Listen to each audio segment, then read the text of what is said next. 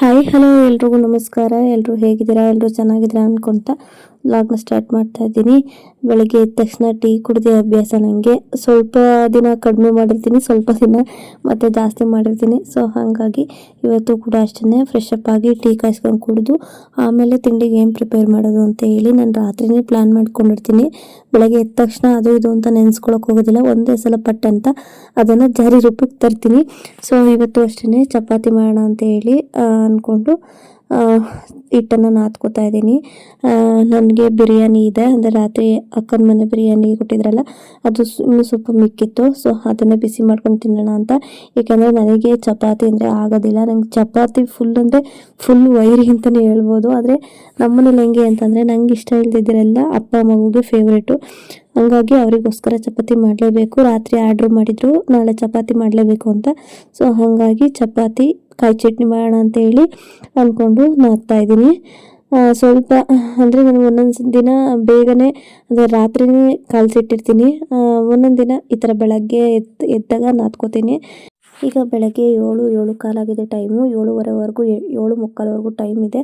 ಹಾಗಾಗಿ ಒಂದು ಅರ್ಧ ಗಂಟೆ ನೆನೆಯಕ್ಕೆ ಬಿಡೋಣ ಅಂತ ಹೇಳಿ ಕ್ಲೋಸ್ ಮಾಡಿಟ್ಟೆ. ಕೊಮ್ಮು ರಾತ್ರಿ ಸಿರಪ್ ಹಾಕಿದ್ನಲ್ಲವ ಆದ್ರಕ್ಕಮ್ಮ. Good morning. Good morning. ನಿದ್ದೆ ಮತ್ತೆ ಯಾಕೆ ಎದ್ದು ಬಂದೆ? ಅಯ್ಯೋ ಸ್ಕೂಲಿಗೆ ಹೋಗಕ್ಕೆ ಎದ್ದು ಬಂದ. ಇನ್ನೂ ಟೈಮ್ ಇತ್ತು, ಹೋಗಿ ಮಂಕ ಹೋಗಿ ಎಬ್ಬಿಸ್ತೀನಿ. ನೀರು ಕಾಯಿಸಿ ಎಬ್ಬಿಸ್ತೀನಿ. ಬಾ ಪಚ್ತೀಯಾ? ಇನ್ನು ಚಪಾತಿ ಮಾಡೋ ಗ್ಯಾಪಲ್ಲಿ ಸಾಂಬಾರಿಗೆ ಏನು ಬೇಕೋ ಅದನ್ನೆಲ್ಲ ಮಾಡ್ಕೋತಾ ಇರ್ತೀನಿ ಮಧ್ಯದಲ್ಲಿ. ಈಗ ಮೊಳಕೆ ಹುಳಿಕಾಳು, ಹಲಸಿನ ಬೀಜ, ಅವರೆ ಬೇಳೆ ಮತ್ತು ಒಂದು ಟೊಮೊಟೊ ಇಷ್ಟನ್ನು ತೊಳೆದು ಬೇಯಕ್ಕೆ ಇಟ್ಕೋತಾ ಇದ್ದೀನಿ. ಇದೇ ಸಾಂಬಾರು ಇವತ್ತು. ತೋರ್ಸೋಕ್ಕಾಗಿಲ್ಲ, ಸಾರಿ. ಏಕೆಂದರೆ ನಾನು ಯಾವಾಗ ಬೇಕು ಅವಾಗ ಕ್ಯಾಪ್ಚರ್ ಮಾಡ್ಕೊಂಡಿರ್ತೀನಿ, ಆಮೇಲೆ ಮತ್ತೆ ಮರ್ತೇ ಹೋಗ್ಬಿಡುತ್ತೆ. ಇನ್ನು ಪುನರ್ಗೂ ಕೂಡ ಸ್ನಾನ ಮಾಡಿ ಈಗ ತಿಂಡಿ ತಿಂತವನೇ. ಚಪಾತಿ ಬೇಕು ಅಂತ ಹೇಳಿದ. ಚಪಾತಿ ಮುಂದೆ ಒಂದ್ಸಲ ಚಟ್ನಿ ಎತ್ತಿ ತಿನ್ನಿಸ್ದೆ. ಮುಕ್ಕನ ರಿಯಾಕ್ಷನ್ ಹಿಂಗಿದೆ, ನಂಗೆ ಚಟ್ನಿ ಬೇಡ ಅಂತ ಹೇಳ್ಬಿಟ್ಟು ಮತ್ತೆ ಚಪಾತಿನೇ ತಿಂದೆ. ಇವತ್ತು ತುಂಬ ಲೇಟಾಗಿ ಹೋಗಿತ್ತು. ನೋಡಿ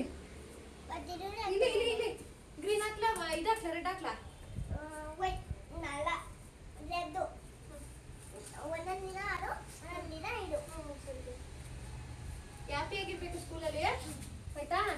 ಖುಷಿಯಾಗಿರ್ಬೇಕು. ಎತ್ಕೋತೀನಿ ಇವತ್ತು, ಆಯ್ತಾ? ಟೈಮ್ ಆಗೈತೆ. ಲಂಚ್ ಬ್ಯಾಗ್ ತಗೋತೀನಿ. ಜಿಪ್ ಹಾಕಿದ್ದೀನಿ, ನಡಿಯಮ್ಮ. ನಡಿ ಬಂದೆ ಗೇಟ್ ಹತ್ರ. ಬೇಗ ನಡಿ. ಅಪ್ಪ ಫುಲ್ ರೋಡೆಲ್ಲ ಬ್ಯುಸಿ ಫ್ರೆಂಡ್ಸ್. ಅಪ್ಪ ಸಾಕಾಗೋಯ್ತು. ಓಡಾಡೋಕ್ಕೆ ದಾರಿ ಇಲ್ಲ, ಅಷ್ಟು ಇದು. ಅಲ್ಲಿ ಫುಲ್ಲು ವೆಹಿಕಲ್ಗಳು. ಈಗ ಸ್ವಲ್ಪ ಕಡಿಮೆ ಆಯಿತು, ಅಡ್ಡಾಡೋಕ್ಕೆ ನಿಲ್ಲಿಸಿರ್ತಾರೆ ಸ್ಕೂಲ್ ಹತ್ರ. ಸೊ ಈಗ ಹೋಗ್ತಾ ಇದ್ದೀನಿ. ಬ್ಯುಸಿ ಇರುತ್ತೆ ಅಂದರೆ ರೋಡ್ ದಾಟೋಕ್ಕೆ ಆಗಲ್ಲ ಫ್ರೆಂಡ್ಸ್, ಅಷ್ಟು ಬ್ಯುಸಿ ಇರುತ್ತೆ. ಫುಲ್ ರೋಡೆಲ್ಲ ಗಿಜಿ ಗಿಜಿ ಗಿಜಿ ಗಿಜಿ ಅಂತಿರುತ್ತೆ. ಇವಾಗ ಬಿಟ್ಟು ಹೋಗ್ತಾ ಇದ್ದೀನಿ. ಏನೂ ಕೆಲಸ ಆಗಿಲ್ಲ, ಪಾತ್ರೆ ತೊಳೆದಿಲ್ಲ, ಅಡುಗೆ ಮಾಡಿಲ್ಲ, ಏನಿಲ್ಲ. ಬರೀ ತಿಂಡಿ ಮಾಡಿ ಅವ್ನು ನೋಡ್ಸೋದೇ ಇಷ್ಟೊತ್ತಾಯಿತು. ಸೊ ಅದೇ ಹುಡುಗಿ ಸ್ಕೂಲು ಈಗ ಹೋಗ್ತಾಯಿದೆ. ಫುಲ್ ಲೇಟ್ ಆಗಿಬಿಟ್ಟಿತ್ತು.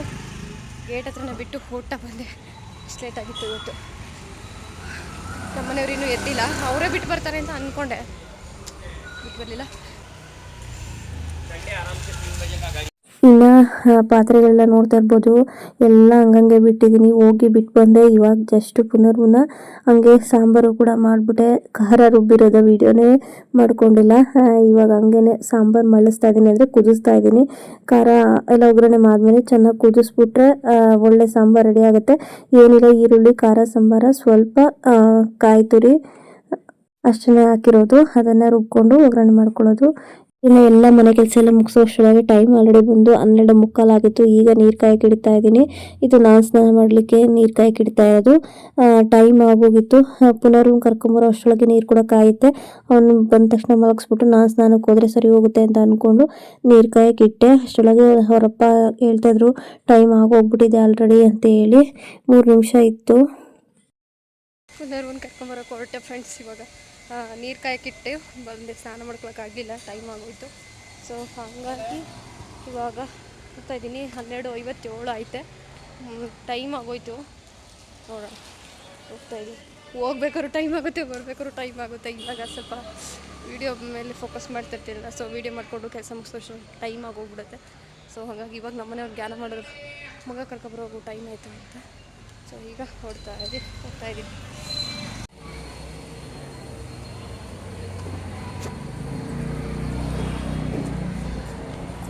ಬನ್ನಿ ಪುನಃ.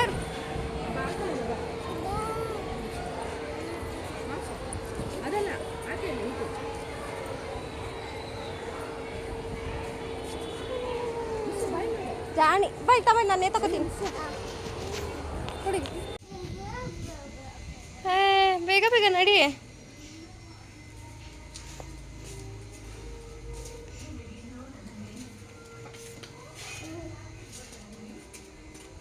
ತಗೋ ನೀನು ಲಂಚ್ ಬ್ಯಾಗ್. ಬಾ ಕೊಡ್ತೀನಿ ತಗೋ.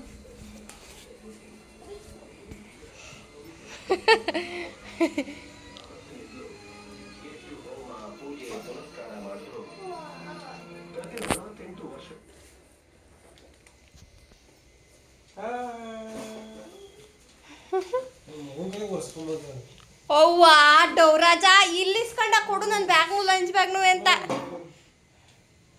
ಡೌರಾಜ ನಿಮ್ಮ ಅಪ್ಪ ಇದ್ದಾಗ ಡವ್ ಮಾಡ್ತೀಯಾ? ನಾನೇ ತಾನೇ ಅಲ್ಲಿಂದ ಸ್ಕೂಲಿಂದ ತಗೊಂಬಂದಿದ್ದು. ಮತ್ತೆ ಹೇಳು ಪಪ್ಪುಗೆ.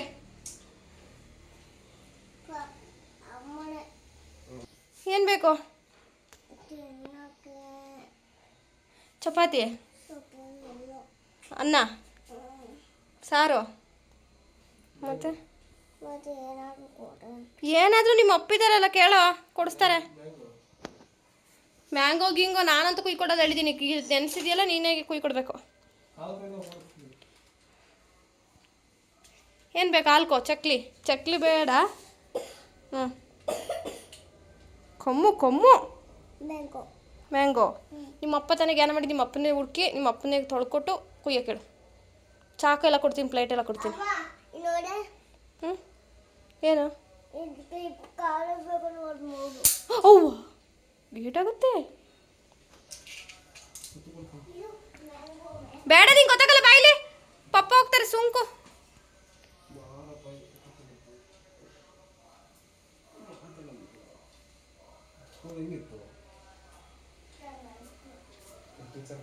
ಏನೇನು ಕೊಟ್ರವ ಇವತ್ತು? ಇಲ್ಲ ಲಂಚ್ ಖಾಲಿ ಆಯ್ತೇನವ ಬಂಗಾರ? ಇನ್ನು ಸ್ಕೂಲ್ಗೆ ಹೋಗಿ ಬಂದಿದ್ನಲ್ಲ, ಯುದ್ಧಾಗಿ ಬಂದಿದ್ದಾನೆ ಅನ್ನೋ ರೇಂಜಿಗೆ ಅವರಪ್ಪ ಮುದ್ದು ಮಾಡ್ತಾಯಿದ್ದಾರೆ. ಅದಕ್ಕೆ ಏನು ಬೇಕು ಅಂತೆಲ್ಲ ಕೇಳ್ತಾ ಇದ್ದಾರೆ. ಮೌನೇನು ಬೇಕು ಅಂತ ಅಂದ, ಹಂಗಾಗಿ ಅವರೇ ತಕ್ಕೊಟ್ರು.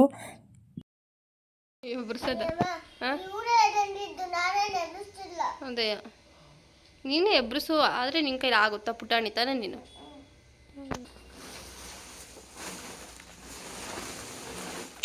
ಪೌಷ್ಟಿಕ ಕಸಕ್ಕೆ ಹಾಕ್ಬೇಕು ಈ ಪೇಪರೆಲ್ಲ. ಸಾಕಲ್ವಾ ಪೇಪರ್ಗಳೆಲ್ಲ ಎಸೆನಾ? ವಾ ದೇವ್ರೆ, ನೆಕ್ಸ್ಟ್ ಸತಿ ಅಂದರೆ ಇನ್ನೂ ಹಣ್ಣಾಗಬೇಕು. ಕೆಂಪಿಗೆ ಇರೋತಾಳಪ್ಪ. ಅಲ್ಲೊಂದು ನೋಡಿ ಮಧ್ಯದಲ್ಲಿತ್ತೆ, ಆ ಕಡೆ ಒಂದಿತ್ತೆ. ಇನ್ನೂ ಹಣ್ಣು ಆಗ್ತಾಯಿದೆ. ಇನ್ನು ಊರಿಂದ ತೊಗೊಂಬಂದಿದ್ದಲ್ವ, ಸ್ವಲ್ಪ ರೆಡ್ ಕಲರ್ ಆಗಿರೋ ಅಂಥದ್ದನ್ನ, ಹಣ್ಣಾಗಿರೋ ಅಂಥದ್ದನ್ನ ತೆಗಿತಾ ಇದ್ದಾರೆ. ಪುನರ್ವಿಗೆ ಸಿಕ್ಕಾಬಟ್ಟೆ ಇಷ್ಟ. ಆದರೆ ಯಾಕೋ ಗೊತ್ತಿಲ್ಲ, ಸ್ಕೂಲಿಂದ ಬಂದಾಗಿಂದ ಸ್ವಲ್ಪ ಸಪ್ಪಗೆ ಇದ್ದಾನೆ. ಮುಖದಲ್ಲಿ ಕಣ್ಣಲ್ಲೆಲ್ಲ ನೀರು ಬರ್ತಾಯಿದೆ. ಮೇ ಬಿ ಹೀಟ್ ಆಗಿದೆಯೋ ಶೀತ ಆಗಿದೆಯೋ ಗೊತ್ತಾಗ್ತಾ ಇಲ್ಲ. ಅವನಿಗೆ ಹೀಟ್ ಅಂತ ಅಂದರೆ ಕಣ್ಣೂರಿನೂ ಬರುತ್ತೆ, ಶೀತ ಆದರೆ ಮೂಗಲ್ಲಿ ಗುಣ್ಣೆ ಇರುತ್ತಲ್ಲ, ಹಂಗಾಗಿ ಅವನಿಗೆ ಹಿಂಗೆ ಎಳ್ಕೊಳಕ್ಕೆ ಬರೋದಿಲ್ಲ. ಸೊ ಹಾಗಾಗಿ ಅದಕ್ಕೆ ನೀರು ಬರ್ತಿದೆಯಾ ಅಂತ ಗೊತ್ತಾಗ್ತಾಯಿಲ್ಲ, ಕನ್ಫ್ಯೂಸ್ ಆಗ್ತಾಯಿದೆ. ಆದರೆ ಸ್ವಲ್ಪ ಆ್ಯಕ್ಟಿವ್ ಆಗಿದ್ದಾನಲ್ಲ ಅನ್ನೋ ಧೈರ್ಯದ ಮೇಲೇ ಇದ್ದೀವಿ. ಇಷ್ಟೊಂದು ತೆಗಿತಾ ಇದ್ದಾರೆ. ಅದಕ್ಕೆ ಅವ್ನು ಎಣಿಸ್ತಾ ಇದ್ದಾನೆ ಎಷ್ಟೆಷ್ಟಿದ್ದಾವೆ ಅಂತ. ಅವನಿಗೆ 1 2 3 ಬರಲ್ವಲ್ಲ, ಅದಕ್ಕೆ 1 2 1 2 ಅಂತ ಹೇಳ್ಬಿಟ್ಟು ಎಲ್ಲದನ್ನೂ ಎರಡೆರಡು ಇಡ್ತಾವನೆ. ಇನ್ನು ನಾನು ಕೂಡ ಅಷ್ಟರೊಳಗೆ ಅವ್ರಿಗೆ ಎಲ್ಲ ಕುಯ್ದುಕೊಟ್ಟು ಫ್ರೆಶಪ್ ಆಗಿ ಬಂದೆ. ತಲೆ ಒಂದು ಬಾಚ್ಕೋಬೇಕಷ್ಟೇ. ನಾನು ತಲೆ ಸ್ನಾನ ಮಾಡೋದು ವಾರದಲ್ಲಿ 2 ಸಲ ಅಥವಾ 1 ಸಲ ಅಷ್ಟೇ. ತಲೆ ಸ್ನಾನ ಜಾಸ್ತಿ ಮಾಡೋದಿಲ್ಲ, ತಲೆ ಕೂದಲು ಈಗಲೇ ಜಾಸ್ತಿ ಉದುರ್ತಾ ಇದೆ. ಸೊ ಹಾಗಾಗಿ ಸ್ವಲ್ಪ ಹೀಟ್ ಥರ ಆಗಿತ್ತು ಅಂತ ಹೇಳಿ ಹೋಗಿ ಕಾಮಕಸ್ತೂರಿ ಬೀಜ ತೊಗೊಂಬಂದೆ. ಇದು ಕಾಮಕಸ್ತೂರಿ ಬೀಜ ಹೀಟಾಗಿತ್ತು ಅಂತ ಹೇಳ್ಬಿಟ್ಟು ತೊಗೊಬಂದೆ. ಇದು ಸ್ವಲ್ಪ ನೀರಿಗೆ ಹಾಕ್ಬಿಟ್ಟು ಕುಡಿದ್ರೆ ತುಂಬಾ ಬೇಗ ಇದಾಗುತ್ತೆ, ರಿಲೀಫ್ ಆಗುತ್ತೆ, ಹೀಟ್ ಬೇಗ ಹೋಗುತ್ತೆ. ಸೊ ಅದಕ್ಕೆ ಫುಲ್ ಹೊಟ್ಟೆ ನೋವು ಅಂತ ಹೇಳ್ಬಿಟ್ಟು ತೊಗೊಂಬಂದೆ. ನಮ್ಮನೆಯವ್ರಿಗೂ ಕೂಡ ಆಗತ್ತೆ ಅಂತೇಳಿ ತೊಗೊಂಬಂದೆ. ಸೊ ಇದು ಹೆಂಗೆ ಅಂದರೆ ಒಂದು ಗ್ಲಾಸ್ ನೀರಿಗೆ ಒಂದು ಅರ್ಧ ಸ್ಪೂನ್ ಹಾಕಿದ್ರೂ ಆಗುತ್ತೆ, ಅಥವಾ ಸ್ವಲ್ಪ ನಿಮ್ಗೆ ಎಷ್ಟು ಬೇಕಷ್ಟು ಕಾಳನ್ನು ಹಾಕಿ ಈ ಥರ ಕಾಮಕಸ್ತೂರಿ ಬೀಜನ ಹಾಕಿ ಇದೇ ಸ್ಪೂನಲ್ಲಿ ಇದು ಮಾಡಿಟ್ರೆ ಸಾಕು. ಒಂದು 5 ಮಿನಿಟ್ಸ್ಗೆಲ್ಲ ನೆಂದ್ಬಿಡುತ್ತೆ. ಆದರೆ ಬೇಕು ಅಂದರೆ ಓವರ್ ನೈಟ್ ನೆನೆಸಿಟ್ರೆ ಇನ್ನೂ ಒಳ್ಳೆಯದು, ನೀಟಾಗಿ ಅದರ ಅಂಶ ಎಲ್ಲ ಬಿಟ್ಕೊಂಡಿರುತ್ತೆ. ಆದರೆ ತುಂಬಾ ಒಳ್ಳೆಯದು ಹೆಲ್ತಿಗೆ. ಅವರು ಇವರು ಅಂತ ಏನಿಲ್ಲ, ಎಲ್ಲರೂ ಕುಡಿಬೋದು. ಒಳ್ಳೆ ಹೆಲ್ತಿ ಡ್ರಿಂಕ್ ಅಂತಲೇ ಹೇಳ್ಬೋದು. ಇದಕ್ಕೆ ಸ್ವಲ್ಪ ಬೆಲ್ಲ ಅಥವಾ ನಿಂಬೆಹಣ್ಣು ಹಾಕ್ಕೊಂಡ್ರೆ ಒಳ್ಳೆ ಪಾನಕನೂ ಆಗುತ್ತೆ, ಒಳ್ಳೆ ಹೆಲ್ದಿ ಡ್ರಿಂಕು ಆಗುತ್ತೆ. ನಾನು ನಮ್ಮ ಮನೆಯವರು ಇಬ್ಬರೂ ಕೂಡ ವಾರದಲ್ಲಿ ಒಂದು 4 ದಿನನಾದರೂ ಕಾಮಕಸ್ತೂರಿ ಬೀಜದ ನೀರು ಕುಡಿತೀವಿ.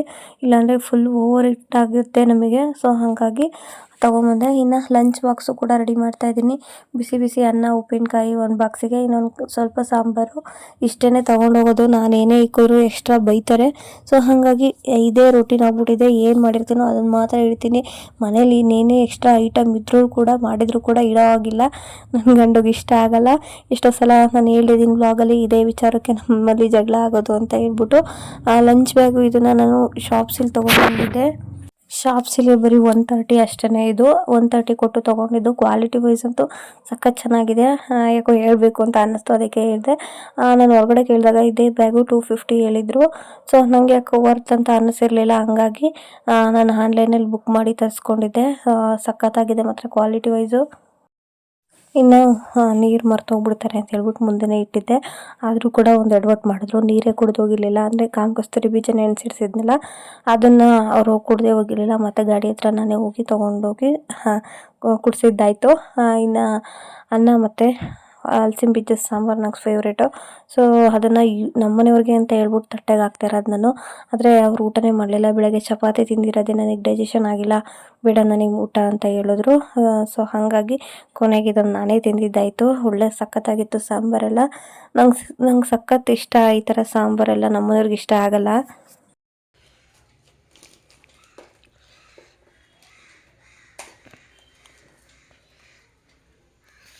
ಚೇಂಜ್ ಮಾಡಿಸ್ಬೇಕು ಅದಕ್ಕೊಂದು.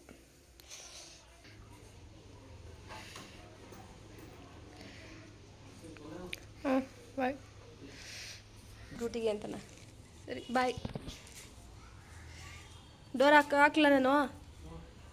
ಇನ್ನು ಸಾಹೇಬರು ಗಾಡಿ ಹತ್ರ ಹೋದ್ಮೇಲೆ 4 ಸಲ ಕರೀತಾರೆ ನನ್ನ. ಟವಲ್ ಮರ್ತೋಗಿದ್ದೀನಿ, ಚಾರ್ಜರ್ ಮರ್ತೋಗಿದ್ದೀನಿ, ಕೇಬಲ್ ಮರ್ತೋಗಿದ್ದೀನಿ ಅಂತ ಹೇಳ್ಬಿಟ್ಟು. ಇವತ್ತು ನೀರು ಕುಡಿಯೋದೇ ಮರ್ತು ಬಂದಿದ್ರು.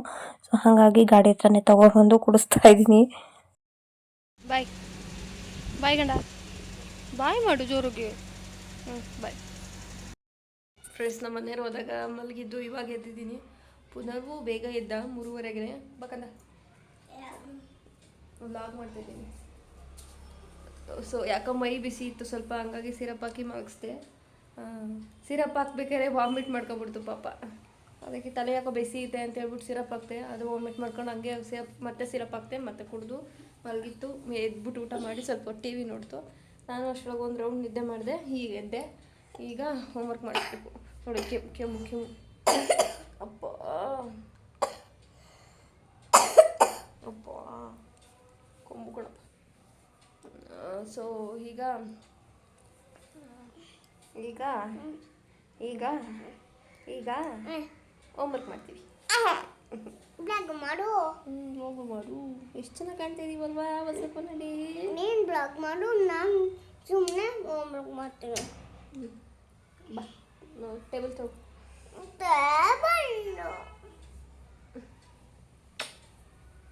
ನಿಧಾನ.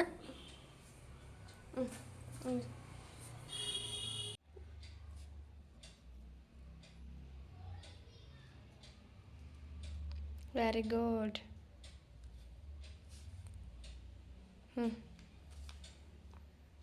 ತುಂಬ ಇರವ. ಈಗ 2 ಆದ್ಮೇಲೆ ಮುಗಿತಾ?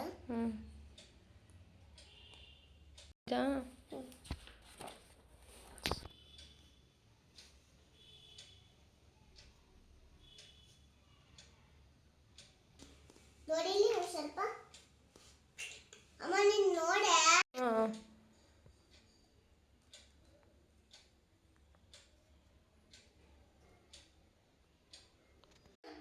ನೋಡು ಸರಿ ಆಯ್ತಾ? ಸೂಪರ್ ಸೂಪರ್ ಮಗನೆ.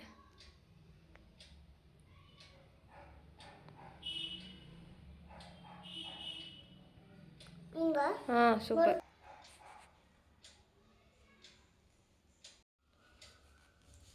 ಎಸ್ ನೋಡ ಸರಿ ಹಾಂ ಆದರೆ ಇಲ್ಲೂ ಸ್ವಲ್ಪ ಆಚೆ ಬಂದಿದೆ.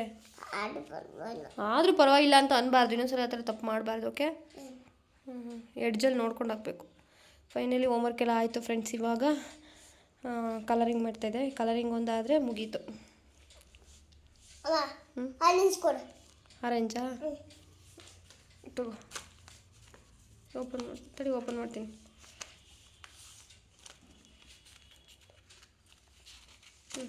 ಇದು ಆರೆಂಜ್ ತಗೋ. ಆಯಿತು. ಆರೆಂಜು ತಗೊಂಡೆ ನೋಡು. ಯಾವುದದು? ಆರೆಂಜ್. ಗುಡ್. ನನ್ನ ಮಗು ಕಲರ್ಸ್ ಎಲ್ಲ ಗೊತ್ತು, ಮರ್ತಿಲ್ಲ. ಕೆಲಿಗೆ ಹೋಗ್ತೀನಿ. ನೀಟಾಗಿ ಹಾಕು. ಈ ಬಾಕ್ಸ್ ಒಳಗಡೆ ಹೋಗ್ಬಾರ್ದು, ಈ ಬಾಕ್ಸಿಗೆ ಬೇರೆ ಕಲರ್ ಹಾಕುವಂತೆ. ಓಕೆ.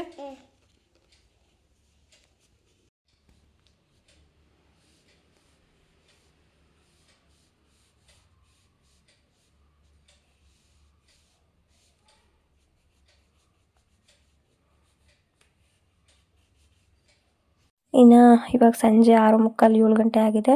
ಮತ್ತು ಎಲ್ಲ ಮುಖ ಎಲ್ಲ ತೊಳ್ಕೊಂಡು ಒಂದು ಸ್ವಲ್ಪ ದೀಪ ಹಚ್ಚೋಣ ಅಂತೇಳಿ ಹಚ್ತಾ ಇದ್ದೀನಿ. ನನಗೆ ತುಂಬ ಮನಸ್ಸಿಗೆ ಸಮಾಧಾನ ಇಲ್ಲ. ಏನೋ ಒಂಥರ ಬೇಜಾರಾಗ್ತಾಯಿದೆ. ಏನೋ ಒಂಥರ ಮಗಗೂ ಹುಷಾರಿಲ್ದಂಗೆ ಆಗ್ತಾಯಿದೆ ಅನ್ನೋ ಟೈಮಲ್ಲಿ ನಾನು ಜಾಸ್ತಿ ಬೇಡೋದೇ ದೇವ್ರನ್ನ. ಏಕೆಂದರೆ ಜನ ಬೇಡಿದ್ರೆ ಆಡ್ಕೊಳ್ಳೋದು ಜಾಸ್ತಿ. ಸೊ ಹಾಗಾಗಿ ಬೇಡೋದು ಬೇಡ್ತೀವಿ, ದೇವ್ರ ಹತ್ರ ಬೇಡೋಣ ಅಂತೇಳಿ ನಾನು ದೇವ್ರ ಹತ್ರ ಬೇಡ್ಕೊತೀನಿ. ಎಲ್ಲದನ್ನೂ ಅಷ್ಟೇ. ನಾನು ಸ್ವಲ್ಪ ಮದುವೆಗೂ ಮುಂಚೆ ನಾನು ದೇವ್ರನ್ನ ಅಷ್ಟಾಗಿ ಪೂಜೆ ಮಾಡೋದಾಗಲಿ ಅಥವಾ ಏನಾದರೂ ನಂಬೋದಾಗಲಿ ಮಾಡ್ತಾ ಇರಲಿಲ್ಲ.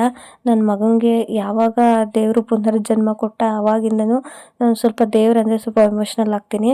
ಹಾಗಾಗಿ ಫಸ್ಟು ದೇವ್ರ ಪೂಜೆ ಮಾಡೋಣ ಅಂತೇಳಿ ಮಾಡ್ತಾಯಿದ್ದೀನಿ. 6:45 7 ಗಂಟೆ ಆಗಿದೆ. ಪುನರ್ವೋಗಿ ಮತ್ತೆ ಮೈ ಬಿಸಿ ಆಗಿದೆ.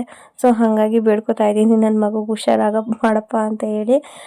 ಏನೋ ಗೊತ್ತಿಲ್ಲ, ಒಂದು ಪೂಜೆ ಮಾಡಿ ಅಥವಾ ಏನಾದರೂ ದೇವ್ರದ್ದು ಕುಂಕುಮನೋ ಅಥವಾ ಗಂಧನೋ ಏನೋ ಒಂದು ಇಟ್ಟರೆ ಸಮಾಧಾನ ಅನಿಸುತ್ತೆ ನಮಗೆ. ಗೊತ್ತಿಲ್ಲ ಯಾಕೆ ಹಂಗೆ ಅನಿಸುತ್ತೆ ಅಂತ. ನನಗೆ ಮಾತ್ರ ಹಿಂಗೆ, ಅಥವಾ ಪ್ರತಿ ತಾಯಂದ್ರಿಗೂ ಹೆಂಗೆ ಗೊತ್ತಿಲ್ಲ. ಮನೇಲಿ ಮಕ್ಳಿಗೆ ಹುಷಾರಿಲ್ಲ ಅಂತಂದರೆ ಇನ್ನು ಒಂಥರ ಬೇಜಾರಾಗ್ತಾ ಇರುತ್ತೆ. ಬೇಕಾದರೆ ದೊಡ್ಡವ್ರಿಗೆ ಹುಷಾರಿಲ್ಲ ಅಂದ್ರೂ ಮಾತ್ರೆ ಗೀತ್ರೆ ನುಂಗ್ಬಿಟ್ಟು ಊಟ ಮಾಡಿ ಮಲ್ಕೋಬೋದು. ಬಟ್ ಮಕ್ಳಿಗೆ ಹಂಗಾಗಲ್ಲ.